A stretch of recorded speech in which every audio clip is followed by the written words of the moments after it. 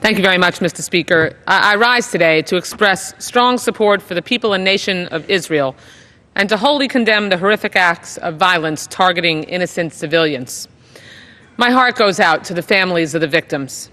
All people have the right to live in peace and security, and every nation has the right to take actions to protect its citizens. As chaos envelops Israel from all borders, we must stand stalwartly with our strongest ally in the region. Over the past month, unprovoked Palestinian attacks against Israeli civilians, including children, police officers, and members of the IDF, have increased to shocking levels. Perhaps even more disturbing are the Palestinian leadership's recent incitements to violence. In his September 30th address, Palestinian Authority President Mahmoud Abbas addressed the United Nations, saying that Palestinians would no longer be bound by their commitments to the Oslo Accords. One day later, Palestinians ambushed two Jewish Israelis, Rabbi Atam and Nama Henkin, murdering them in front of their children. Since then, barbaric terrorist attacks against civilians, including stabbings, rock throwing, and deliberate car crashes, have become all too commonplace. We have seen a 15-year-old teenager stabbed in Jerusalem, 2 rabbis stabbed and killed in the Old City, 5 people attacked with a screwdriver in Tel Aviv, and a driver intentionally hitting civilians at a bus stop, then getting out of the car with a sharp object and causing more bloodshed and destruction in broad daylight. These are only some of the innocent victims of this deplorable violence. Rather than showing leadership and calling for calm and civility, President Abbas and other Palestinian leaders have chosen to further incite violence.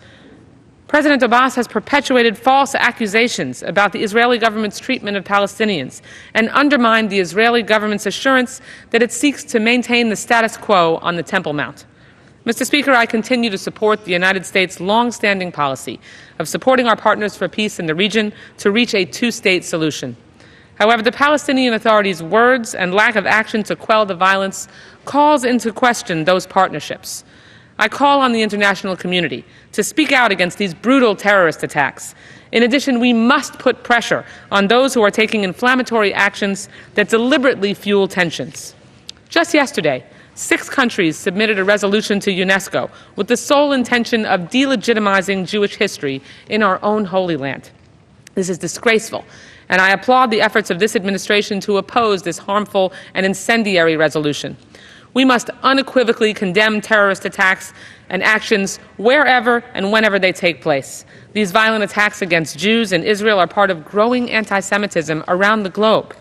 Tragically, over the past few years, in particular, we've seen a rise in anti-Semitism from the streets of Paris to the streets of Miami Beach in my district.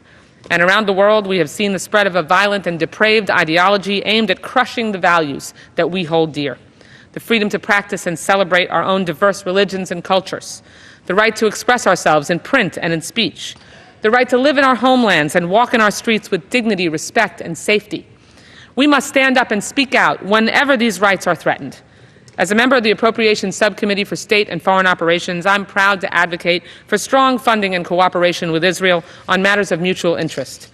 As our strategic and democratic ally, we must bolster efforts to ensure that Israel has the necessary resources she needs to be secure and confront the violent threats against her.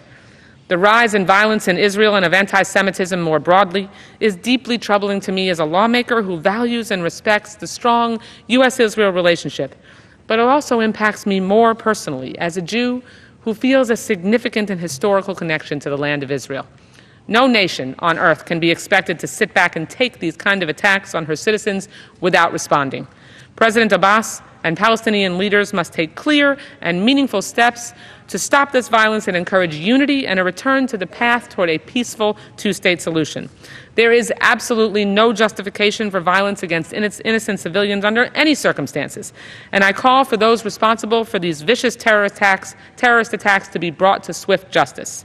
I proudly and firmly stand behind Israel's right to defend herself against malicious, brutal terrorist attacks from outside her borders and from within, and call on others here and around the world to do the same. Thank you. I yield back the balance of my time.